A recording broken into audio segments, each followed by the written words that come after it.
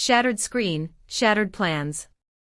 The bass vibrated through the floor, a pre-concert rumble courtesy of Chloe's overzealous sound system. Maya, already buzzing with anticipation, threw on her ripped jeans, the frantic energy of getting ready mirroring the chaotic beat. She grabbed her phone to text Chloe, confirming their meeting spot, and that's when it happened.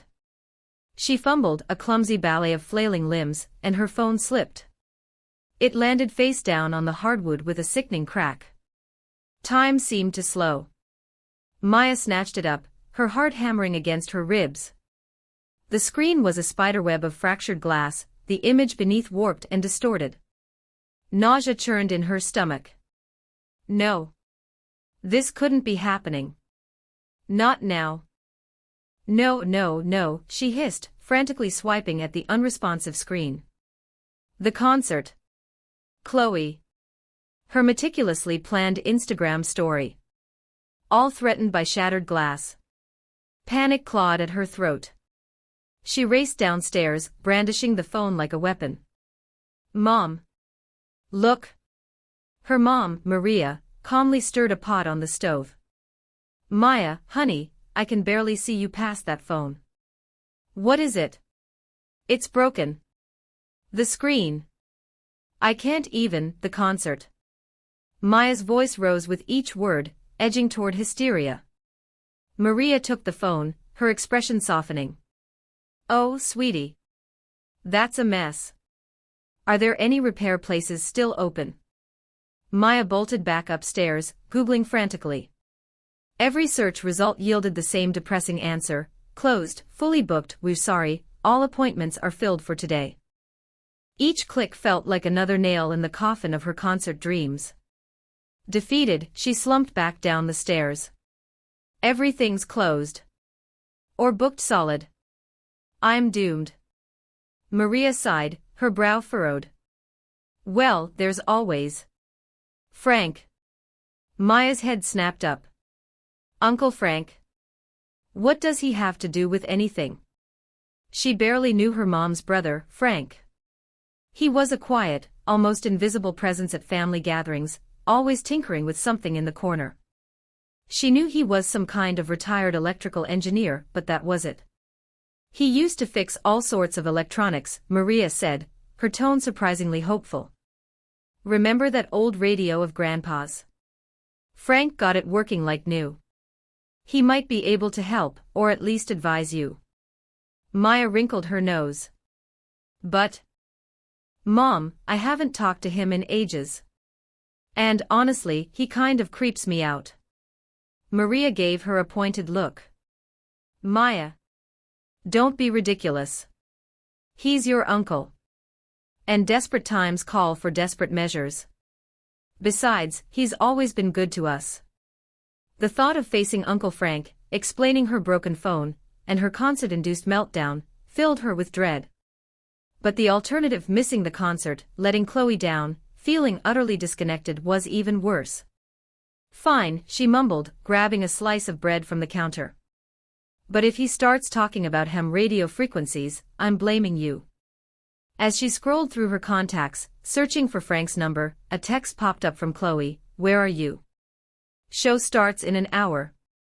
Maya's stomach plummeted. Shattered screen, shattered plans. And now, a potentially awkward encounter with her reclusive uncle. This was officially the worst day ever. The tech wizard uncle. Let me take a look, Uncle Frank said, reaching for the dead phone. He held it up to the light streaming through the kitchen window, squinting with an intensity Maya hadn't seen before. It wasn't the vaguely distracted, slightly bewildered look he usually wore at family gatherings.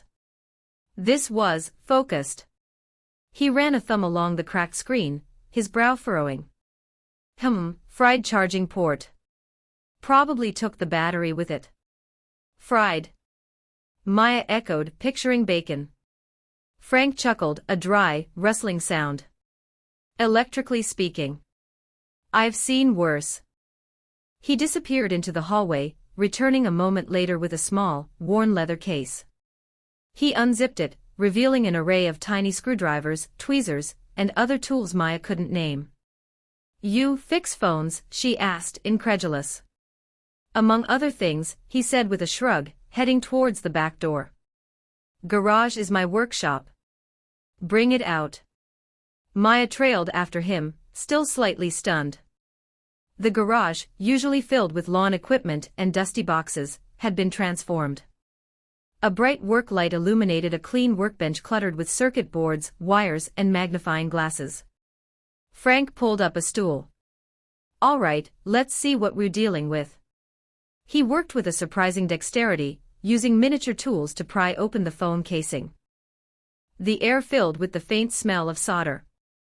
Maya watched fascinated as he meticulously examined the internal components. So Maya began, trying to fill the silence. How did you learn all this? Frank didn't look up. Necessity, mostly. When I was younger, things broke. Couldn't always afford to replace them. So I learned to fix them.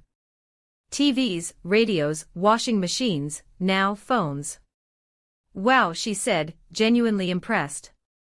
I just buy a new one.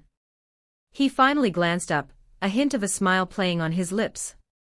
That's the modern way, I guess. Less satisfying, though.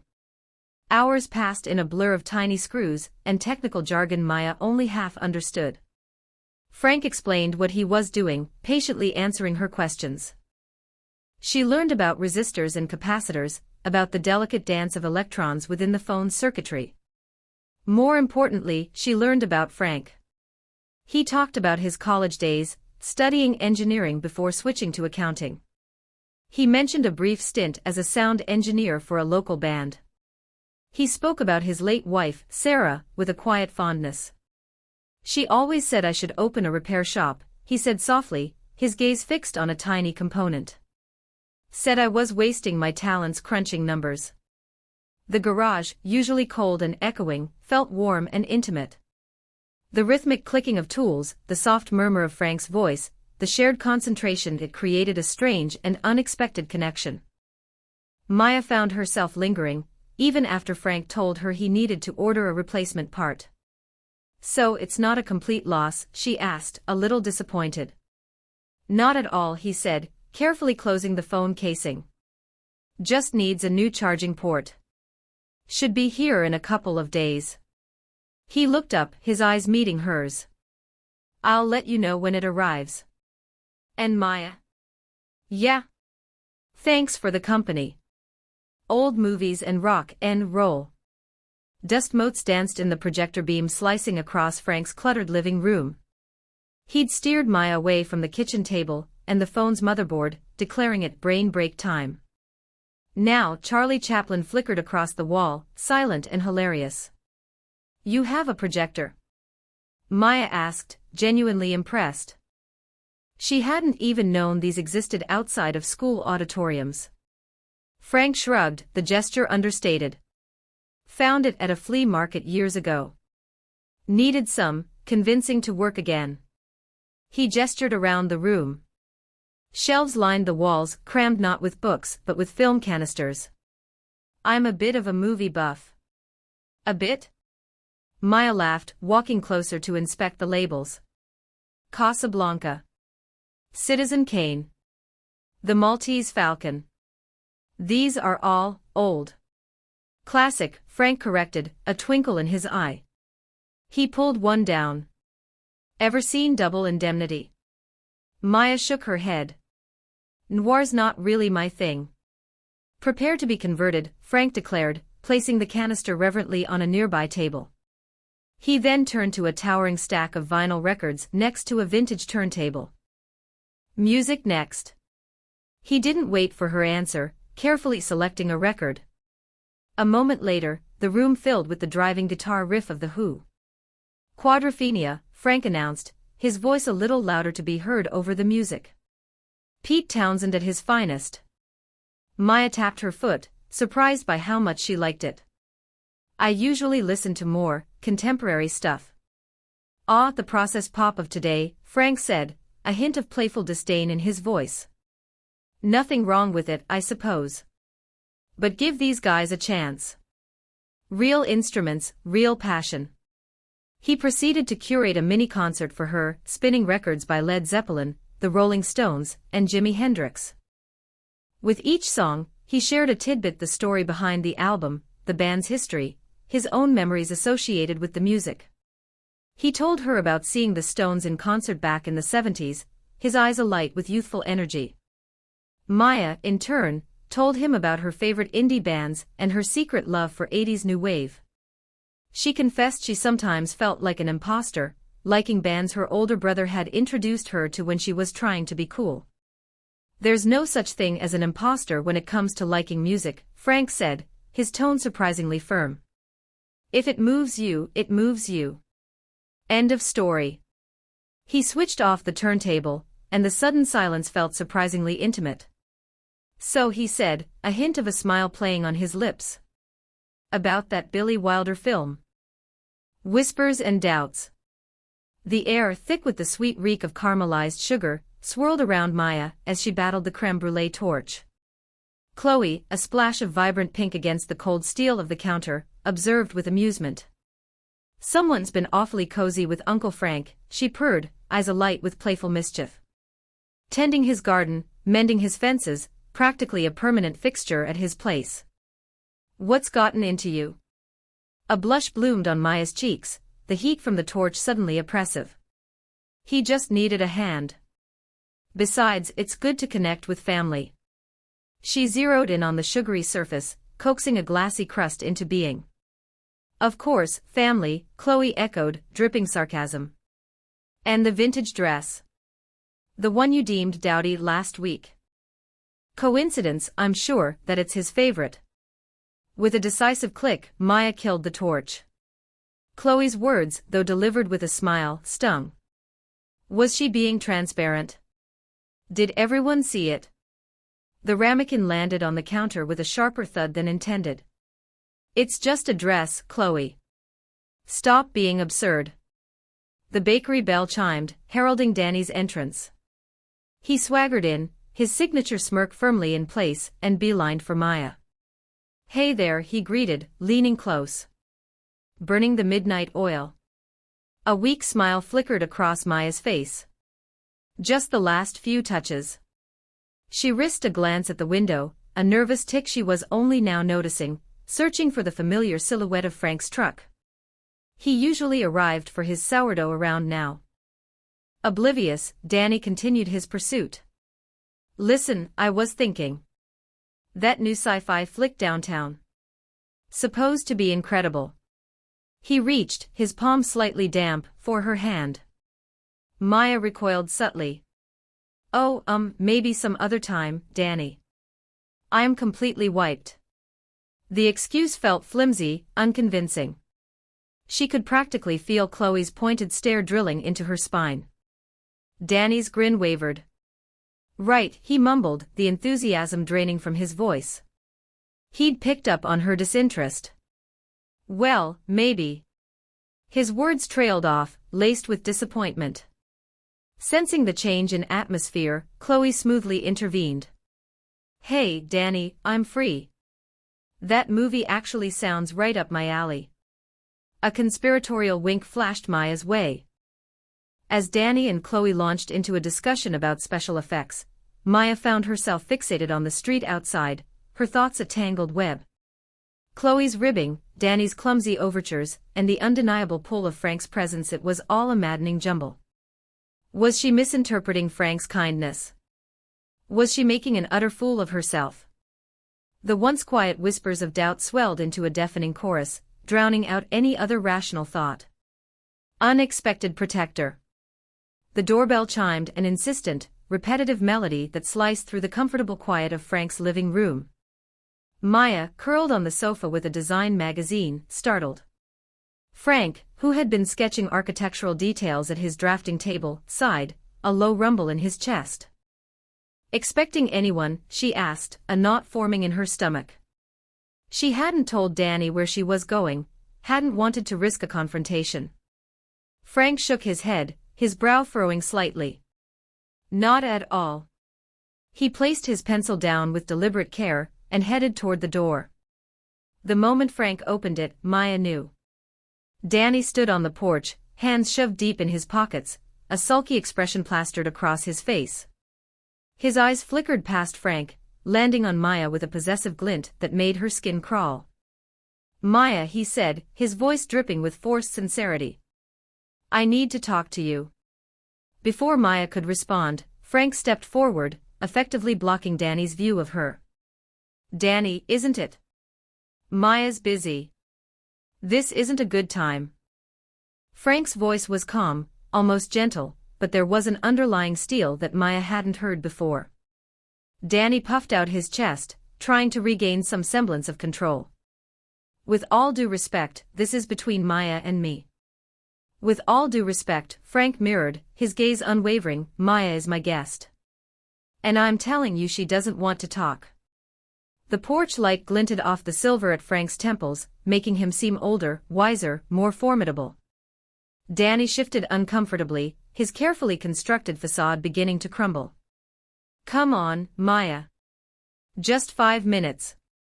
Please?" he pleaded, his voice laced with a desperate vulnerability that Maya knew was calculated. She stood up, walking slowly towards the doorway. Frank didn't move, but she saw the subtle clench of his jaw. "Danny, I told you. It's over. I need space." "But I messed up," Danny whined, his eyes welling up. "I can change. I promise." Frank's hand landed lightly on Maya's shoulder, a silent reassurance. "Danny, you need to leave. Now." The quiet authority in his voice brooked no argument. Danny glared at Frank, his face flushed with anger. "Who are you to tell me what to do? Her creepy uncle?" Frank's grip on Maya's shoulder tightened almost imperceptibly. "I'm someone who cares about her well-being. And right now, you're clearly causing her distress. So, leave." Danny, sensing he was losing, spat out a final, venomous, "You'll regret this, Maya," before turning and stomping off the porch. Maya watched him go, a wave of relief washing over her, followed by a surge of gratitude for Frank. She turned to him, her voice thick with emotion. "Thank you, Frank. I don't know what I would have done if you hadn't been here." Frank simply smiled, a warm, genuine smile that reached his eyes. "Anytime, Maya. Anytime."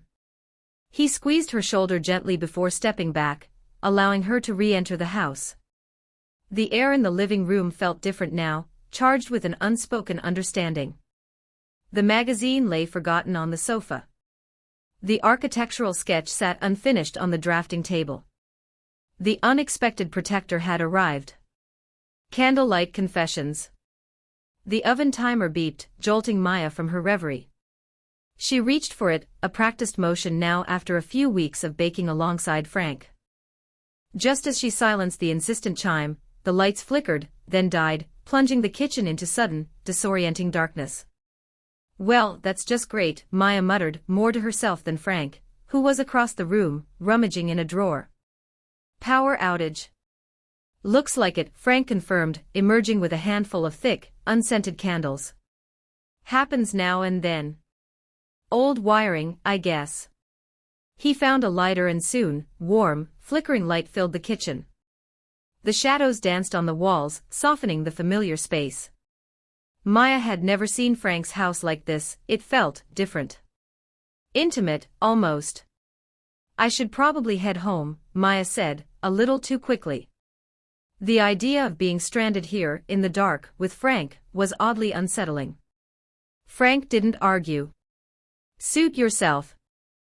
But the storm outside seems to be picking up. Might be safer to wait it out." He gestured toward the window, where rain lashed against the glass. Maya hesitated. He was right. "Okay," she conceded. "But what do we do now?" "Stare at the candles." He chuckled, a low rumble that resonated in the quiet room. "We could tell stories. Or play 20 questions. Or, if you're feeling ambitious, we could try to finish baking by candlelight." "Stories," Maya decided. Baking in the dark sounded like a recipe for disaster. "You go first." Frank leaned back against the counter, the candlelight illuminating the lines around his eyes, making them crinkle when he smiled. Let's see. When I was about your age, I decided I was going to hike the Appalachian Trail. Packed my bags, said goodbye to my parents, and lasted all of 3 days before calling them begging to come home. Turns out, I'm not as outdoorsy as I thought. Maya laughed. No way. You seem so capable. Capable of fixing a leaky faucet, maybe. Not of wrestling bears, he quipped. Your turn. Maya thought for a moment. Okay, this is embarrassing. When I was little, I was convinced I could talk to animals. I spent hours in the backyard, trying to have conversations with squirrels. They were never very chatty. Frank's smile widened. I bet they were listening. Just playing hard to get. They continued like that for what felt like hours, sharing silly childhood anecdotes and more personal stories about their families and dreams. Maya learned about Frank's passion for woodworking, a hobby he'd largely abandoned after his wife passed. He learned about Maya's struggles with self-doubt, and her ambition to open her own bakery someday. As the candles burned lower, casting long, distorted shadows, Maya found herself watching Frank more closely. The flickering light danced in his eyes, highlighting the genuine kindness she saw there.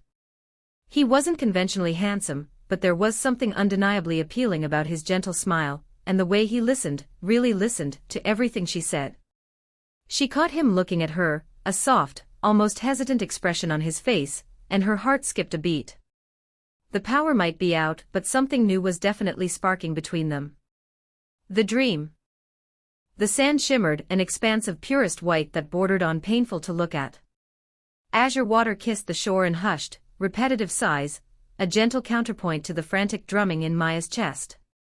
His hand, weathered and warm, closed over hers. A rare smile transformed his face, etching fine lines around his eyes and shaving years off his age. The sun's caress was comforting, the air infused with the tang of salt and the promise of boundless possibility. A gull's cry, a sharp, insistent note, shattered the illusion, and Maya gasped awake.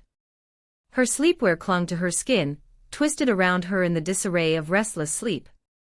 The digital display blazed 3:17 a.m. in stark scarlet numerals. She groaned, burying her face in the plushness of her pillow, desperate to recapture the lingering warmth, the soothing rhythm of the imagined waves. That dream, it had resonated with unsettling intensity. More than just the shared touch, the beach scene, or even that captivating smile. It was the sensation it evoked, a profound sense of wholeness, of belonging, a void she hadn't even been aware existed until that instant. A knot of panic tightened in her chest, like a captive bird beating its wings against bone. This felt fundamentally wrong. Terribly wrong. Frank was family. Older by a considerable margin. She stumbled to the kitchen, flicking on the overhead light, which stung her eyes. From the refrigerator, she grabbed a water bottle, taking a long, steadying swallow. All right, Maya, she murmured, trying to ground herself, it was just a dream. Dreams are bizarre. They're meaningless. But the small, unwavering voice within countered, it resonated. You know it did. She cast about for explanations, desperate to find a logical foothold. Perhaps it was simple loneliness. Perhaps she was unconsciously transferring emotions onto the nearest available male figure. Maybe it was just confusion clouding her judgment. Yet, deep inside, she recognized that the explanation was far more complex. It went beyond mere gratitude for his support or appreciation for his kindness. It was something deeper, something undeniable that buzzed beneath the surface. She envisioned him carefully examining her phone, the slight pucker of concentration in his brow, the gentle tone he adopted while explaining the technical details. She recalled the expression in his eyes when she had successfully resolved the issue, a surge of pride that made her feel truly seen. The water did little to soothe the dryness scratching at her throat. This couldn't be unfolding. She was barely out of her teens. He was, simply Frank. Uncle Frank. She slammed the bottle onto the counter, the sharp report echoing in the quiet apartment. She needed to put a stop to this. Immediately. Before she crossed a line. Before she acted out of character. But how could she erase a dream from her memory? How could she simply unfeel the emotion that had taken root? One thing was certain, avoiding Frank was not a feasible strategy. He was scheduled to arrive the following day to assist with a malfunctioning fuse. Just perfect. Awkward barbecue and heartfelt talk. The smell of charcoal and oregano hung thick in the summer air, a comforting blanket Maya usually relished. Today, though, it only amplified the knot in her stomach. Aunt Carol, bless her well-meaning but utterly clueless heart, had just delivered a zinger about Maya and Frank's special bond, while winking suggestively across the picnic table. Maya forced a laugh that sounded more like a strangled cough, and busied herself with arranging potato salad on her plate. Frank, seated opposite her, had merely raised an eyebrow, a faint smile playing on his lips. That smile, usually a source of comfort, now felt like a spotlight on her flustered cheeks. She avoided his gaze for the rest of the afternoon, sticking close to her younger cousins, engaging in a spirited water balloon fight that left her soaked and giggling, but still acutely aware of Frank's presence. He watched from the shade of the oak tree, a can of soda in his hand, his expression unreadable. As the sun began to dip below the horizon, painting the sky in hues of orange and purple, the party started to wind down. People began packing up coolers, folding chairs, and gathering stray frisbees. Maya helped her mom clear the table, meticulously wiping down every surface, anything to avoid being alone with Frank. "Maya, can I talk to you for a minute?" His voice, quiet but firm, cut through the din of departing relatives. She turned, her heart doing a nervous little tap dance in her chest. He gestured towards the far end of the yard, near the overgrown rose bushes. Reluctantly, she followed him. The air was cooler there, scented with the sweet fragrance of the roses. "You've been avoiding me all afternoon," he said, leaning against the weathered wooden fence. Maya shrugged, kicking at a loose pebble. "Just helping Mom." Helping Mom and strategically positioning yourself between Cousin Leo and his perpetually sticky fingers. He paused. "Is everything okay?" Aunt Carol was, embarrassing, she mumbled, still avoiding eye contact. "Carol has a talent for that." But I sensed it was more than just Carol. He pushed off the fence and took a step closer. "Is it me?" Maya finally looked up at him. His eyes, usually crinkled at the corners with amusement, were serious, searching. She took a deep breath, the rose scent filling her lungs. "It's just... I don't know," she blurted out. "Everything is weird. You're my uncle and I don't even know what I am. I just feel confused." The words tumbled out, a jumbled mess of anxiety and uncertainty. Frank nodded slowly, his gaze unwavering. "Confused is okay," he said softly. "Confusion means you're thinking, you're feeling. It means you're trying to figure things out. Just don't let the confusion paralyze you." He reached out, his hand hovering near her arm, then pulled back. "We can talk about it, Maya. Whatever it is. No pressure, no expectations. Just talk. A bridge, not a destination." The aroma of roasting garlic still hung in the air, a comforting counterpoint to the knot of anxiety tightening in Maya's stomach. She swirled the remaining wine in her glass, the ruby liquid catching the light from the kitchen island.